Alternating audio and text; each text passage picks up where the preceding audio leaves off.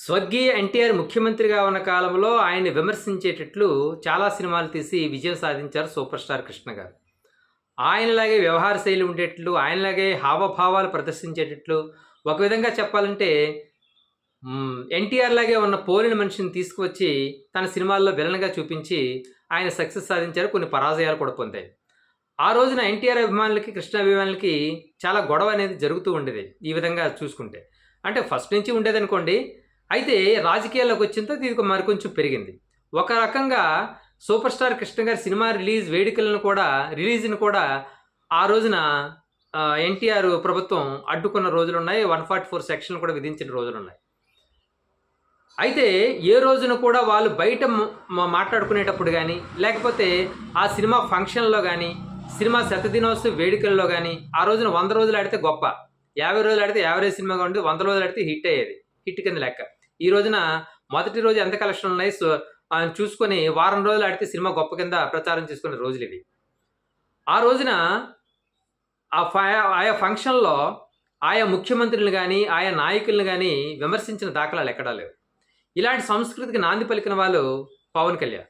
ఎందుకంటే తాను రాజకీయాలకు వచ్చిన దగ్గర నుంచి కూడా ఆ రోజున ఉన్న వైఎస్ రాజశేఖర రెడ్డి గానీ, లేకపోతే కాంగ్రెస్ పార్టీని గానీ, కాంగ్రెస్ నాయకులను గానీ విపరీతంగా కాంగ్రెస్ నాయకులను గుడ్డలు ఊడదీసి కొడతాననేటట్లుగా తన ఎన్నికల సభల్లో మాట్లాడుతూ ఒక విధమైన సంస్కృతికి నాంది పలికడమే కాకుండా సినిమాని, రాజకీయాన్ని కూడా అంతవరకు కలిపి చూడని రోజుల నుంచి రెండిటిని కలిపి చూసుకొని ఒక విధంగా సినిమా రంగాన్ని నాశనం చేయడానికి పునాది పలికింది పవన్ కళ్యాణ్.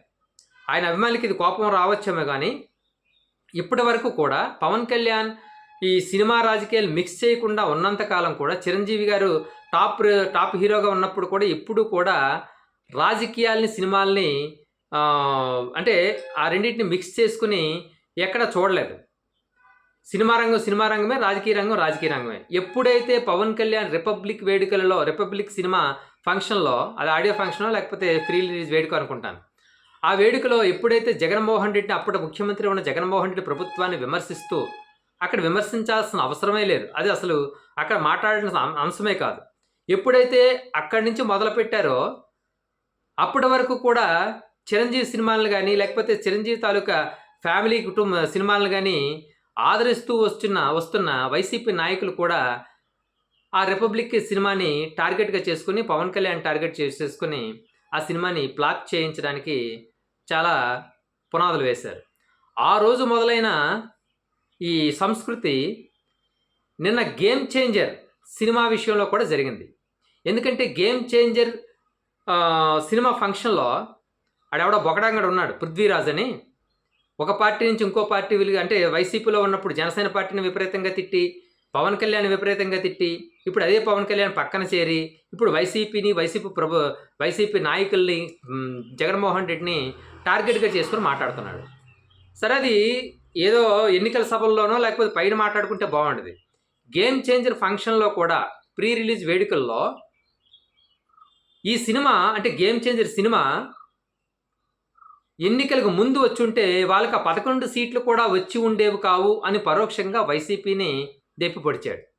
అంటే గేమ్ చేంజర్ సినిమా ఒకవేళ ముందు రిలీజ్ అయితే 11 సినిమాలు కూడా వచ్చేవి కాదంటే, అంటే స్వయంగా జగన్మోహన్ రెడ్డి కూడా ఓడిపోయేవాడు అనేటట్లుగా మాట్లాడాడనమాట. ఆ సినిమా రిలీజ్కి వైసీపీలో ఉన్న 11 సీట్లకి ఏమైనా సంబంధం ఉందా? దాన్ని బేస్ చేసుకొని వైసీపీ వాళ్ళు టార్గెట్ చేసుకుని ఆ సినిమా యావరేజ్గా ఉన్నా దాన్ని ఫ్లాప్ చేయించారు. ఎందుకంటే ట్రోల్స్ అనే అక్కడ మాట్లాడాల్సిన విషయం కాదు. ఆ 11 సీట్లు అని జబర్దస్త్ అదిగాడు, ఈ పృథ్వీరాజు, వీళ్ళందరూ కూడా 11 సీట్ల గురించి హేళనగా మాట్లాడుతున్నా కూడా వీళ్ళు ఒక విషయం మర్చిపోతున్నారు. ఈ 11 సీట్లకి వీళ్ళకి, అంటే వైసీపీకి వచ్చిన ఓట్ల శాతం 10-20 కాదు, ఏకంగా 40% వచ్చింది. ఒక విధంగా టీడీపీకి కానీ జనసేనకి కానీ సింగిల్గా చూసినప్పుడు వాళ్ళకన్నా వైసీపీకి ఎక్కువ ఓట్ల శాతం. వాళ్ళ 3 పార్టీలు కలిసి లెక్కేసుకుంటే ఎక్కువ ఉండొచ్చేమో, కానీ సింగిల్గా చూసుకున్నప్పుడు టీడీపీ కన్నా, జనసేన కన్నా వైసీపీకి ఓట్ల శాతం ఎక్కువ, సీట్లు తక్కువ కావచ్చు. మరి అలాంటి ఓట్ల శాతం ఎక్కువ ఉన్న పార్టీని పరోక్షంగా ఇక్కడ విమర్శించాల్సిన అవసరం వాళ్ళకి ఏముంది? అలా విమర్శించినప్పుడు దాని ప్రభావం సినిమా మీద పడదా? వైసీపీ వాళ్ళు ఏమైనా ఊరుకుంటారా? దాన్ని ట్రోల్ చేయడం మొదలుపెట్టారు. అంటే ఒక విధంగా రామ్ చరణ్ని గట్టి దెబ్బతీశాడు పృథ్వీరాజు. ఆ రోజు సాయి ధరమ్ తేజ్ని గట్టి దెబ్బతీసి పవన్ కళ్యాణ్ ఎలాగైతే గట్టి దెబ్బతీశాడో ఈ గేమ్ చేంజర్ సినిమాని కూడా పృథ్వీరాజు దెబ్బతీశాడు. అంటే నోటి దోల. ఇప్పుడు ప్రతి ఒక్కరూ కూడా చిరంజీవితో సహా ప్రతి ఒక్కరూ కూడా ఏమంటున్నారు? ఈ ట్రోలర్స్ ఎక్కువైపోయారు. సోషల్ మీడియా వచ్చిన తర్వాత సినిమా బాగున్నా కూడా దాన్ని ఫ్లాప్ చేయడానికి రకరకాల ప్రయత్నాలు చేస్తున్నారంటూ విమర్శిస్తున్నారు. మరి ఇదే చిరంజీవి జగన్మోహన్ రెడ్డి ఇంటికి వెళ్ళినప్పుడు జగన్మోహన్ రెడ్డి ఎంత సాదరంగా ఆహ్వానించి భోజనం పెట్టి తిరిగి ఎంత అంతో అభిమానంతో కారు వరకు వచ్చి తన దంపతులు వీడ్కోలు పలికినప్పుడు పవన్ కళ్యాణ్ ఏం చెప్పారు?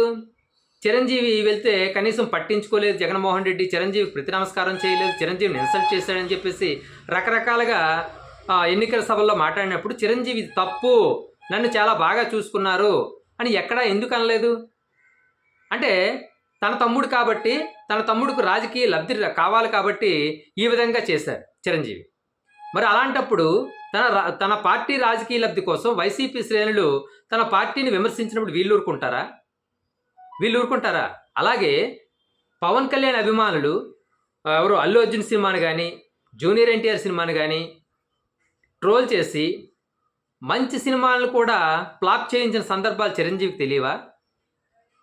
సినిమా పెద్దలకు తెలియవు. ఇప్పుడు తమన్తో సహా చిరంజీవితో సహా ప్రతి ఒక్కరు కూడా ఏమంటున్నారు? తెలుగు సినిమాని ట్రోలర్స్ నాశనం చేస్తున్నారు. తెలుగు సినిమాని ఎవరు నాశనం చేశారు? సినిమా ఫంక్షన్లోకి వెళ్ళి రాజకీయాల గురించి మాట్లాడి మరి పృథ్వీరాజ్ని అలా అనడం తప్పు.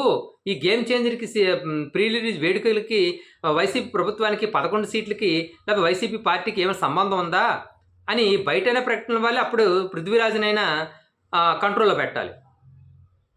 మరి ఇలాంటివి చేయనప్పుడు, ఇలాంటి మాటలను వాళ్ళు ఆస్వాదించినప్పుడు మరి ట్రోలర్స్ ఊరుకుంటారా వైసీపీ శ్రేణుల వారు?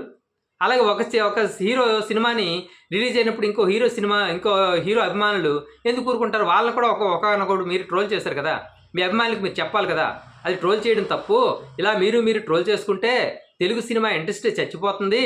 కాబట్టి పవన్ కళ్యాణ్ నువ్వు కూడా నన్ను ఆ రోజు జగన్మోహన్ రెడ్డి ఎంత అభిమానంతో చూశాడు, ఆ విషయాలు అందరికీ తెలుసు, అవి వీడియోలు కూడా ఉన్నాయి, నువ్వు ఇలా అన్నో మాట్లాడడం తప్పు అని చిరంజీవి కానీ లేకపోతే ఇప్పుడు బాధపడుతున్న తెలుగు సినిమా పెద్దలు కానీ ఎందుకు ఆ రోజు మాట్లాడలేదు? మీ సినిమాని మీరు నాశనం చేసుకుంటున్నారా లేకపోతే ట్రోలర్స్ నాశనం చేస్తున్నారా?